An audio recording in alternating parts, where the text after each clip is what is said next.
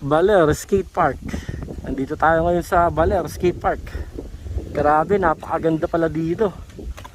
Yun nga lang, skater lang talaga ang pwede dito. Bawal BMX dito eh, sayang. Pupunta sana kami dito na may dalang BMX, kaya lang yun nga, bawal. Wala tayong magagawa, kailangan tanggapin. Swerte lang talaga ng mga skater kasi syempre may laruan silang ganito kaganda.